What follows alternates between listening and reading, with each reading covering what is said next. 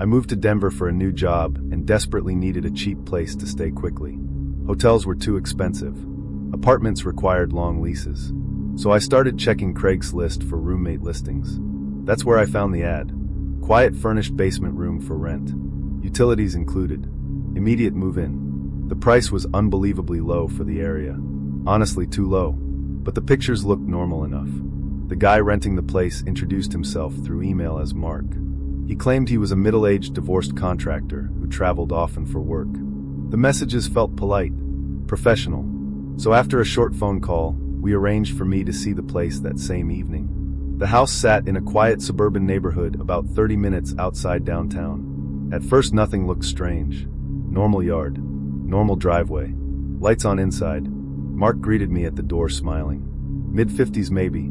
Heavy-set. Friendly voice. He showed me around the upstairs first. Kitchen. Living room. Bathroom. Everything seemed clean but weirdly empty. Almost staged. Very little furniture. No family photos. No decorations. Then he showed me the basement room. It looked decent enough. Small bed. Desk. Closet. And because I was desperate, I honestly ignored a lot of little red flags. Like the fact there were locks installed on the outside of the basement door. Or how Mark kept repeating, "You'll have lots of privacy down here." While showing the room, he casually mentioned his previous tenant had left suddenly. Something about the way he said it bothered me. But again, I needed somewhere to stay. So I told him I'd think about it. That's when his entire mood changed slightly. Not aggressive, just disappointed. He said, "You should decide tonight." I told him I wanted one day to think first. Then while heading upstairs, I noticed another door near the basement hallway partially hidden behind a curtain. Metal door. Padlock attached. I asked what was inside. Mark answered too quickly. Storage. But while standing there, I heard something. A sound from behind the door. Very faint. Like movement. I froze instantly. Mark stared at me for maybe 2 seconds before smiling again and saying, "Old pipes." At that point, every instinct in my body told me to leave. I made an excuse about needing cash for the deposit and left the house. The second I got into my car, Mark texted me asking when I'd return. Then another text. Then another. Within minutes, the messages became increasingly aggressive. "Don't waste my time. You seemed perfect. You should come back tonight." I blocked his number immediately. 2 weeks later, I saw his face on the news. Police had raided the house after a woman reported being attacked there during a roommate meeting. Investigators discovered hidden cameras throughout the basement, and behind the locked storage door, they found a small soundproofed room. According to police, Mark had used fake rental listings for years to lure women to the property. And the creepiest part? Investigators believe multiple victims were never identified.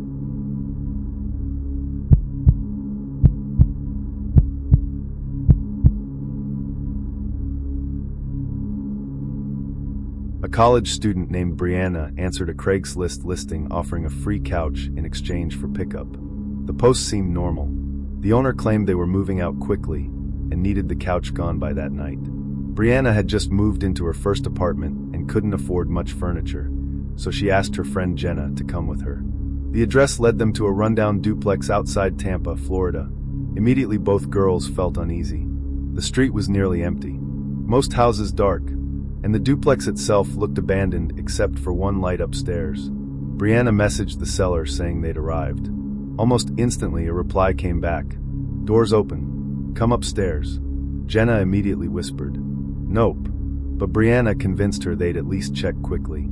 Inside, the house smelled awful. Rotten food and mildew. The first floor was almost completely empty except for trash bags and broken furniture.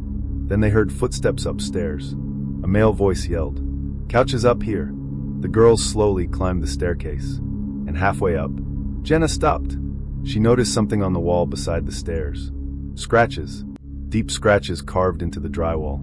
Alongside them were words written faintly in marker. "Don't go inside." Jenna immediately wanted to leave. But before either girl could react, a door upstairs slammed shut violently. Then silence. The male voice spoke again. "Come this time. You almost here?" Brianna later admitted the tone terrified her instantly. Not friendly. Expectant. The girls turned around and hurried downstairs. That's when footsteps exploded above them. Running footsteps. Fast. someone sprinting toward the staircase. The girls bolted out the front door and ran to their car. A man appeared in the doorway seconds later, screaming at them to come back. According to Brianna, his expression looked completely unhinged. Wild eyes, sweating, furious. The girls locked themselves inside the car while the man pounded on the windows, screaming insults. Then suddenly, he stopped, completely stopped. He leaned down beside Brianna's window, smiling calmly again, and said, "You shouldn't have read the wall." Then he walked back into the house.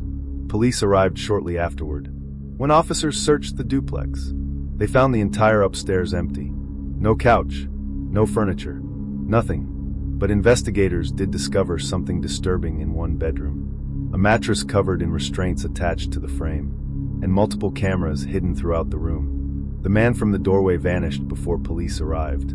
Neighbors later told investigators strangers frequently visited the duplex after responding to online listings. But nobody knew the man's real identity.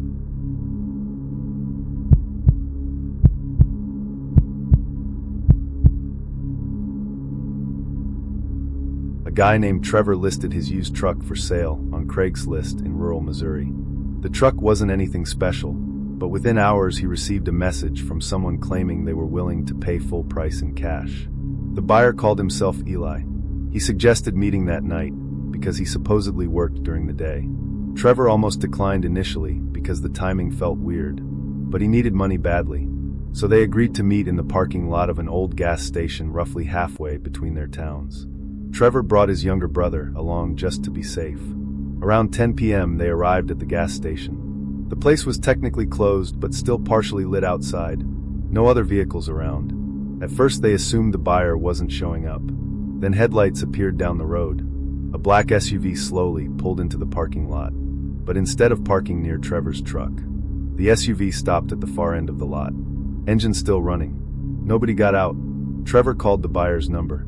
Inside the SUV, headlights flashed twice. That was apparently the signal. Trevor later said every instinct told him something felt wrong. So instead of approaching alone, both brothers walked together. Halfway across the lot, the SUV doors suddenly opened. 3 men stepped out. Not one. All wearing hoodies. One immediately asked, "You got the title?" Another kept looking around the dark parking lot constantly. Trevor stopped walking instantly. He told them he'd forgotten paperwork and needed to grab it from his truck. The men exchanged glances. Then one said, "Bring your brother too." At that point, Trevor knew something was seriously wrong. The brothers turned around and walked quickly back toward their truck. Behind them, footsteps followed. Fast. Then someone yelled, "Don't start the truck." Trevor's brother jumped into the passenger seat, while Trevor threw the truck into reverse immediately. One of the men reached the driver's side door just as the truck moved. He slammed something heavy against the window. Trevor sped out of the lot, while another vehicle suddenly emerged from behind the abandoned gas station. A second SUV, waiting there the entire time. The vehicles chased Trevor and his brother down back roads for nearly 10 minutes. At one point, headlights got so close Trevor thought they'd ram the truck. Eventually, the brothers reached a busier highway, and the SUVs backed off. Police later investigated the meeting location and discovered multiple reports involving Craigslist robberies along that same stretch of road. Victims were often lured to isolated areas using fake car sale accounts. But what disturbed Trevor most came later. When detectives reviewed the original Craigslist messages, they discovered the account used to contact him had been created using photos stolen from a real family's social media page. A completely fake identity. And according to police, the group responsible was never caught.